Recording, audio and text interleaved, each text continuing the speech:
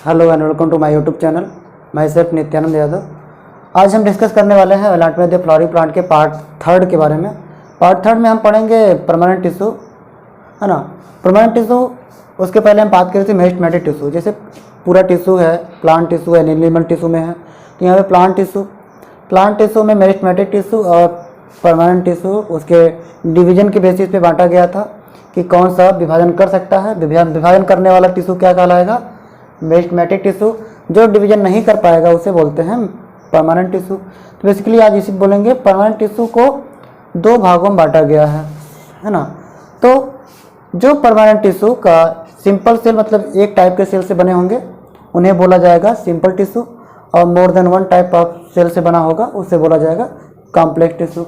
इनमें जाइलम और फ्लोएम के बारे में पढ़ेंगे, जाइलम के पार्ट के बारे में पढ़ेंगे। यहाँ पे सिंपल परमानेंट टिश्यू को भी तीन भागों में बांटा गया है ना।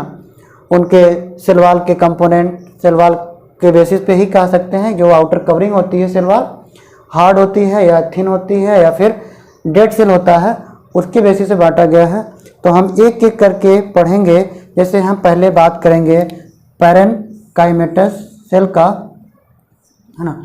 सिंपल क्यों है? क्योंकि एक टाइप के सेल से बना हुआ है।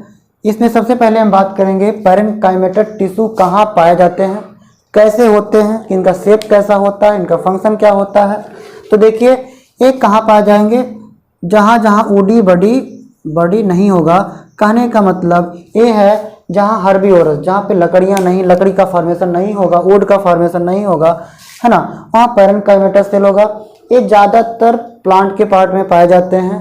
ये लिविंग होते हैं, है ना। मोस्टली आर्गन में क्या होते हैं? पैरेनकाइमेटस सेल ही पाए जाते हैं, है ना। अभी हम टिश्यू सिस्टम के बारे में बात करेंगे, जैसे एपिडर्मल टिश्यू हो गया, ग्राउंड टिश्यू हो गया, फिर वैस्कुलर टिश्यू के बारे में बात करेंगे। तो पैरेनकाइमा हर जगह पे मतलब ज़्यादातर कवर करता है पैरेनकाइमेटस सेल, है ना। तो ये लिविंग होता है। हाँ, इसकी शेप की बात कर लेते हैं। इसका शेप कैसा होता है? आइसोडायमेट्रिक कैसा होता है ना। आइसो मतलब क्या होता है? Same, diameter. कहने मतलब इसका कि स्ट्रक्चर क्या होगा? जैसे अगर सर्कल बनाए, है ना, तो ढेर सारा बना लीजिए। एक ही टाइप के मतलब ये रेडियस लगभग क्या होगा? डायमीटर लगभग सेम, और छोटे बड़े हो सकते हैं, जरूरी नहीं है कि एक ही एकदम एक्यूरेट साइज हो, है ना। बिल्कुल बन गया। तो यह जिसके बीच में सेल से एक सेल और दो सेल के बीच में छोटा छोटा स्पेस दिख रहा है ना। तो इसका जो सेल वॉल होता है वो बना होता है सेलुलोज का। किससे? सेलुलोज का बना होता है। देखिए, पहला पॉइंट था कि आपकी लिविंग होता है, शेप कैसा होता है, और शेप में क्या? आइसोडायमेट्रिक में ये आपको हो सकता है कि ओवल शेप में पाया जाए, हो सकता है पॉलीगोनल, हो सकता है स्फेरिकल, है ना। तो ये हो सकते हैं, लेकिन एक ही डायमीटर के लगभग में रेंज में पाए जाएंगे। इनके सेल वॉल जो होते हैं सेलुलोज के बने होते हैं, और क्या होंगे? थिन होंगे, इलास्टिक इन नेचर, है ना, पतले होंगे। और क्या होंगे? इनके बीच में इंटरसेलुलर स्पेस प्रेजेंट होंगे। इंटरसेलुलर स्पेस क्यों प्रेजेंट हो रहे हैं? क्योंकि ये लूजली पैक्ड हैं, है ना। तो इनके बीच में छोटा छोटा स्पेस मिलेगा, इंटरसेलुलर स्पेस इसे कहा जाएगा। और सेल वॉल सेलुलोज का बन गया, inter elastic in nature, thin है, और इनके बीच में इंटरसेलुलर स्पेस पाया जाएगा। फंक्शन में क्या करेगा? अगर हम बात करें फंक्शन, सिक्रीशन और स्टोरेज में काम करेगा। Storage and secretion, I think आपको याद हो गया होगा। लिविंग सेल है, आइसोडायमेट्रिक है, सेलुलोज का बना होता है, थिन होता है सेल, है ना। सेल वॉल भी इनका थिन होता है, इंटरसेलुलर स्पेस प्रेजेंट होता है। अब उसी के साथ साथ हम बताते हैं आपको कोलेनकाइमा के बारे में। पैरेनकाइमा हो गया।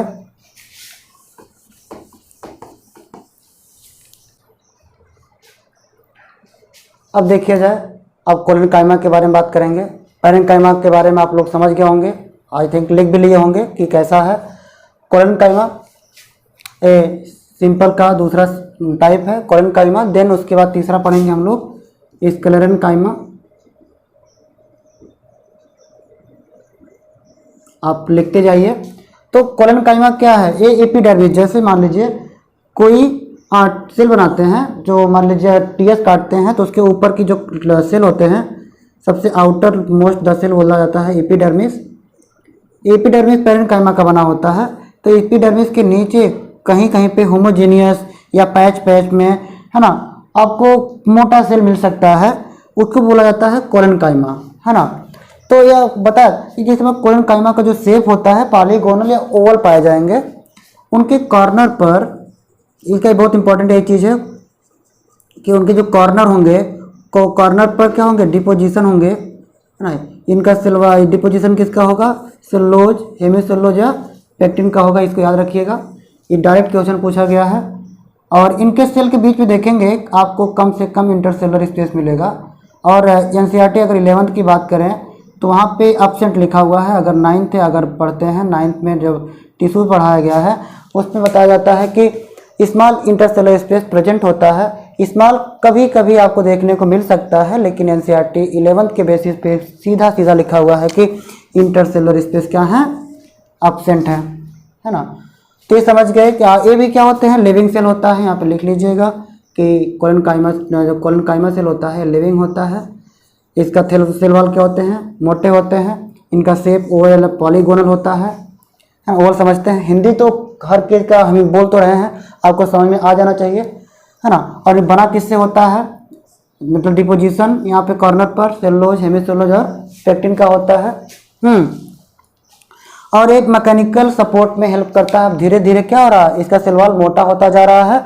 अब ये मजबूती देगा, प्लांट को मजबूती देगा, तो ये मैकेनिकल सपोर्ट प्रोवाइड करेगा जिससे कि एक प्लांट एक शेप बना सके। अब यह क्या मजबूती को बढ़ा, जैसे सिंपल सा अब डिवीजन करते करते जा रहा है, परमानेंट टिश्यू बनेगा। परमानेंट बनेगा अगर लिविंग ही रहेगा तो सपोर्ट नहीं कर पाएगा, है ना, प्लांट खड़ा नहीं हो पाएगा। उसको क्या करेगा, नीचे से अब सपोर्टिंग या देना, मोटा मजबूती देना शुरू हो रहा है। या अब जैसे इसके बाद जब स्क्लेरेनकाइमेटा सेल पढ़ेंगे, है ना, तो स्क्लेरेनकाइमेटा क्या है, डेड सेल है। और इसका सेल वॉल क्या होता है, थिकेंड होता है और बहुत मोटा होता है ना। और किससे बना होता है, लिखते जाइएगा, लिग्निन का, है ना। तो लिखा जाता है कि स्क्लेरेनकाइमेटा का dead cell lignified thick wall बना होता है, लिखा होता है ना, लिग्निफाइड वॉल होते हैं इसके, डेड होते हैं। और डेड होंगे तो इसमें प्रोटोप्लाज्म नहीं होंगे। स्क्लेरेनकाइमेटा सेल में हम बताए ये दो टाइप के होते हैं, एक फाइबर, एक स्क्लेरेट्स। इसके शेप के आधार पे एक पतला सा लंबा सा होगा, नैरो टाइप स्ट्रक्चर होगा ना, जैसे फाइबर हो गया, एक पतला सा नैरो होगा, पॉइंटेड एंड होगा, है ना। इसके वाल क्या होंगे, थिक होंगे। और यह इलांगेटेड, इनका एंड क्या होगा, पॉइंटेड होगा, बताया है ना। ये प्लांट के वेरियस पार्ट में पाए जाएंगे। और स्क्लेरेनकाइमेटा के दूसरा जो है स्क्लेरेट्स, ये क्या होता है, ओवल शेप में होगा और बीच में पिट्स प्रेजेंट होगा। ये ज़्यादातर आपको मिल जाएगा किसमें, फ्रूट में, फ्रूट के नट, मतलब कोकोनट का फ्रूट हो गया या फिर लेग्यूमिनस सीड का हो गया, बीच में से काटिए तो क्या होंगे, ओवल शेप का दिखते हैं। तो क्या होगा, स्क्लेरेट्स हो गए। और यह थिकेंड डेड होता है, पूरा का पूरा स्क्लेरेनकाइमेटा सेल क्या होते हैं, डेड होते हैं, है ना। इसमें बहुत पतली कैविटी होती है, बहुत छोटी सी नैरो कैविटी होता है। और कहाँ पाया गया देख ही रहे हैं, है ना। और स्क्लेरेनकाइमा का जो फंक्शन है वो मैकेनिकल सपोर्ट प्रोवाइड करना है। आई थिंक आपको समझ में आया होगा कि सिंपल परमानेंट टिश्यू 3 टाइप के होते हैं, कौन कौन, पैरेन्काइमा, कोलेनकाइमा और स्क्लेरेनकाइमा। और तीनों के बारे में आपने जान लिया होगा, है ना।